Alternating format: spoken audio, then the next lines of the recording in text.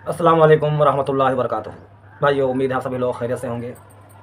भाइयों, आज कुछ बातें आपकी खिदमत में रखनी है। बात यह है कि मेरे ऊपर जो कुछ बीता है 2-4 दिनों में, वो बातें मैं आपके सामने रखूँगा। ये बातें रखने से फ़ायदा ये होगा कि जिन लोगों की मौजूदगी में जो मैंने बातें की हैं या जो मुझ पे बीता है, तो मेरे साथी भी इस बात को सुनेंगे और इस बात को मेरे वो भी साथी सुनेंगे जो हमारे यूट्यूब पे हैं।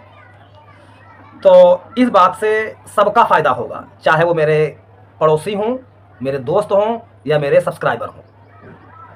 तो भाइयों, बात ये है कि जो मुझ पर बीता है तो मैं सच सच आपको बताऊंगा, और जिससे मेरी बात हुई है शायद उनके अब्बू भी ये बात सुन रहे हों या कोई उनको सुनाए।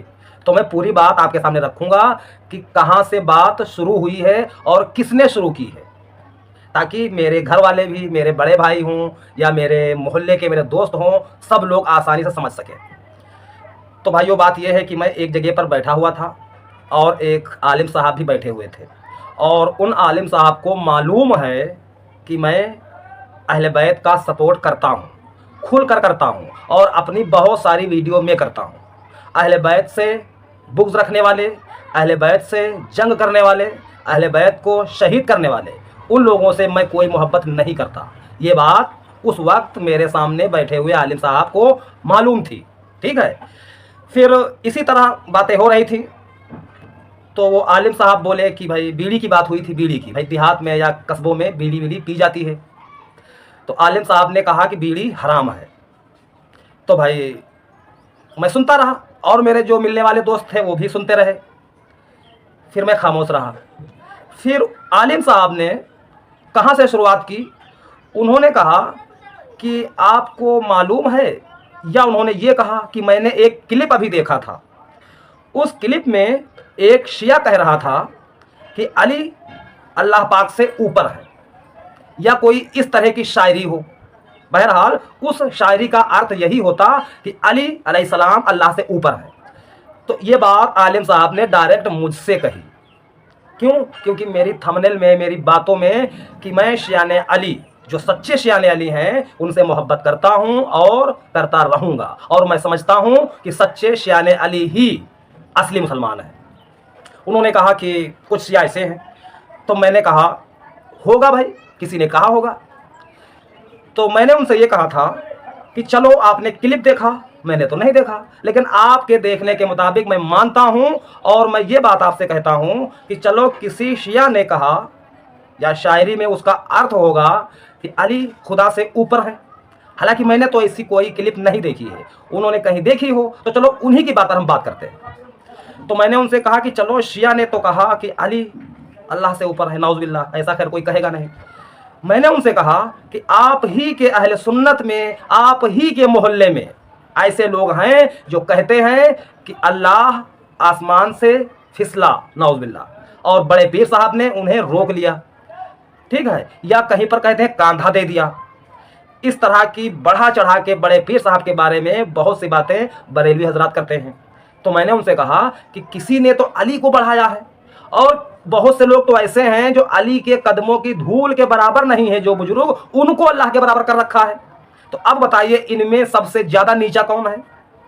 भाई दोनों गलत हैं ये, लेकिन कोई अली को बढ़ा दिया है, और आपने तो अली बल्कि एक बुजुर्ग को इतना बड़ा बढ़ा चढ़ा के पेश कर दिया जिसकी कोई हद नहीं। ये बात हो गई। फिर आलिम साहब ने कहा कि शिया के वहां 3.5 लाख हदीसें गढ़ी गई हैं। किस सिलसिले में?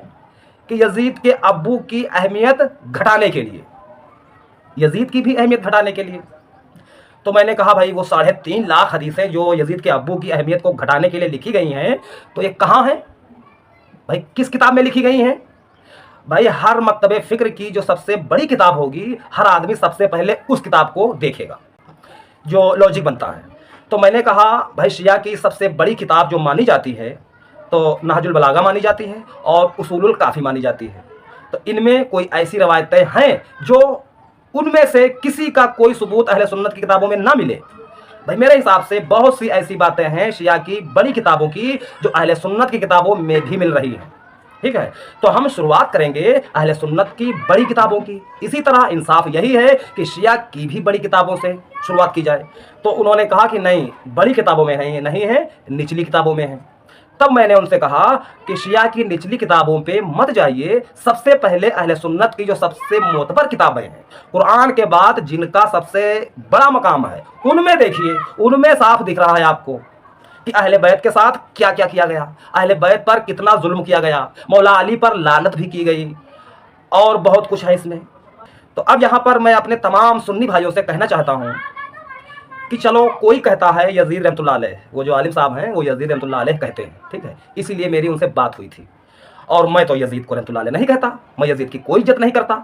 हाँ, मुसलमान होने के नाते गाली गलौज नहीं करता हूँ, लेकिन कोई इज्जत नहीं करता। मौला हुसैन की बराबर तारीफ करता हूँ और करता रहूँगा, ठीक भैया। तो अब मैं सुन्नी भाइयों से एक आसान सी बात पूछ रहा हूँ कि कोई यजीद को रज़ी अल्लाह कहे या रहमतुल्लाह अलैह कहे, कुछ भी कहे, मैं आम लोगों से पूछ रहा हूँ कि मुसलमानों का उसूल तो यही है कि अगर कोई मुसलमान किसी वजह से कहीं पर भी उसको मौत आ जाए या उसे कोई कत्ल कर दे, ठीक है, तो मुसलमानों का हक क्या बनता है? भाई, सुन्नत तो यही है कि मिट्टी को मिट्टी में दफना दो जितनी जल्दी हो सके, है ना भैया? यही सुन्नत है। तो अब मेरे सुन्नी भाई गौर करें कि वाक़ई करबला में मौला हुसैन का सर काट कर, अब बताइए कि मौला हुसैन अलैहिस्सलाम का जनाजा किस मुसलमान ने पढ़ा, किसने पढ़ाया? बताइए भाई। भाई, मैं तो हैरान हो जाता हूँ कि आप लोगों को ये दिखाई नहीं देता है कि यजीदी लोग मौला हुसैन का सर लिए जा रहे हैं।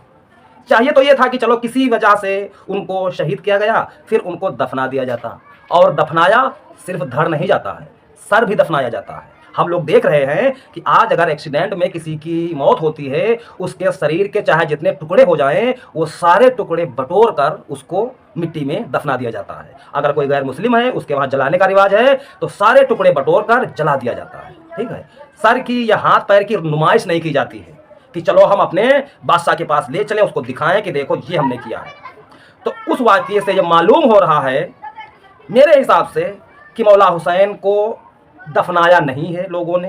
उन लोगों ने जिन्होंने कत्ल किया, वो तो बस चिथड़े किए हैं और आपका सर लेकर चले गए हैं पहचान के लिए, कि अपने बादशाह को दिखाएं कि देखो मैंने मौला हुसैन को कत्ल कर दिया है। फिर यही लोग कहते हैं कि यजीद इसमें शामिल नहीं था। तो भाई, जब यजीद शामिल नहीं था तो यजीदी सिपाहियों को तो डरना चाहिए था। भाई, सर यही रख देते और डरते डरते जाते, कहते यजीद से कि साहब मौला हुसैन शहीद हो गए हैं मेरे गलती से या किसी वजह से। तो ये लोग तो नुमाइश करते हुए सर को लिए जा रहे हैं। इससे पता चला कि यजीद उस वक्त करबला में तो नहीं था, लेकिन मौला हुसैन के कातिलों को कोई सजा नहीं दी है। मौला हुसैन के वक्त में जो वहाँ का गवर्नर था उबैदुल्लाह इब्न ज़ियाद, उसको भी कोई सज़ा नहीं दी है, ठीक है। अब भी हमारे अहले सुन्नत में बहुत से ऐसे मौलवी हैं जो कहते हैं यजीद रहमतुल्लाह अलैह। तो भैया, जब मेरे सामने कोई कहेगा तो मैं कहीं कहीं पर तो सब्र करता हूं कि ना बोलूं, लेकिन मुझे बोलना ज़रूरी वहां पर हो जाता है। मिसाल के तौर पे कि मैं बैठा हूं, मेरे 3-4 दोस्त और बैठे हुए हैं जो मेरी राय पर हैं, ठीक है। तो अब आप सोचिए कि अगर हम 4 लोग हैं और कोई सामने से आए, कोई भी आलिम हो, कोई मौलवी हो, अगर वो मेरे सामने यजीद की तारीफ करे, यजीद रहमतुल्लाह अलैह कहे, तो अगर मैं खामोश रहूं तो मेरे साथी कहेंगे कि यार शौकत भाई, आप वैसे तो हमारे सामने इस तरह की बातें करते हो और आपके सामने उस आलिम ने यजीद की तारीफ की तो आप खामोश रहे। तो मेरे ऊपर ज़रूरी हो जाता है कि मैं वहाँ पर बोलूँ, वरना कहीं कहीं पर तबीयत परेशान हो जाती है, ज़्यादा किसी से बात करने को मन नहीं करता है। और कहीं पर अगर मैं अकेला हूँ और कोई मुझसे कहे तो शायद मैं सब्र कर लूँ, लेकिन मेरे साथ 4 लोग और हैं। अगर मैं सब्र करता हूँ तो इन 4 लोगों का यकीन कमज़ोर हो रहा है। तो मैंने इसलिए उस दिन उस आलिम साहब से तगड़ी बात की थी।